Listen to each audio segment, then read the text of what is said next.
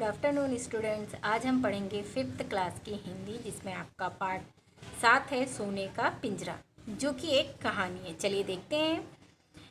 हर व्यक्ति को, आप सभी जानते हैं, सभी को आज़ादी बहुत पसंद है, चाहे वो इंसान हो या पशु पक्षी हो। पिंजरा सोने का क्यों ना हो, लेकिन उस पिंजरे में कोई भी नहीं रहना चाहता है, चाहे वो मनुष्य हो या जानवर या पशु पक्षी, कोई भी। पिंजरे में रहकर किसी को भी अच्छा नहीं लगता, सुख का अनुभव नहीं होता।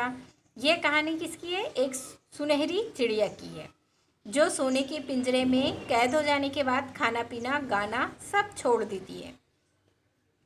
बात बहुत पुरानी है। एक राजा था, उनके राज्य में प्रजा बहुत सुखी रहती थी। प्रजा को किसी भी प्रकार का कोई भय नहीं लगता था, लोग सुख से रहते थे और अपने राजा की प्रशंसा या बड़ाई करते थे। राजा को पशु पक्षी बहुत पसंद थे, बहुत प्यार करते थे राजा पशु पक्षियों से। उनके महल में बहुत सारे जानवर भी थे, जिनकी बहुत अच्छी तरह से देखभाल की जाती थी और उन्हें प्यार भी किया जाता था।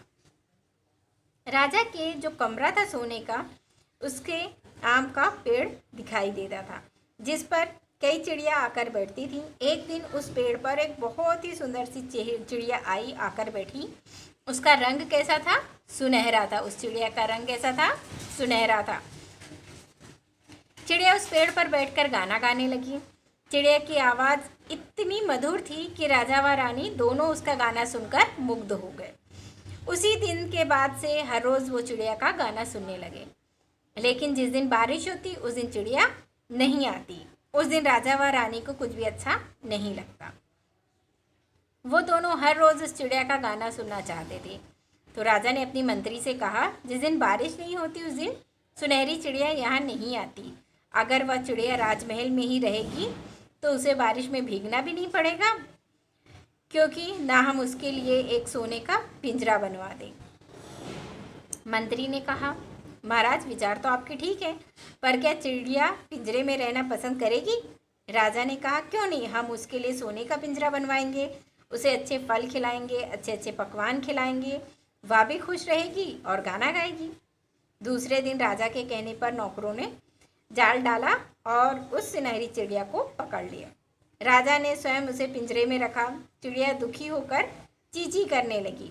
राजा ने पिंजरे में मीठे मीठे फल रखे, बढ़िया बढ़िया पकवान रखे, लेकिन चिड़िया ने उनकी तरफ देखा भी नहीं, क्योंकि चिड़िया को कैद कर लिया गया था।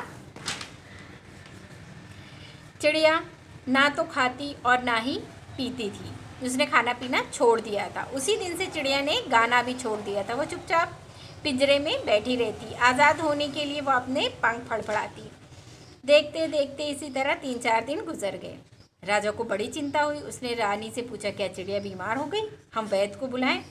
रानी ने समझाया, यह बीमार नहीं है, पिंजरे में कैद होने के कारण दुखी है।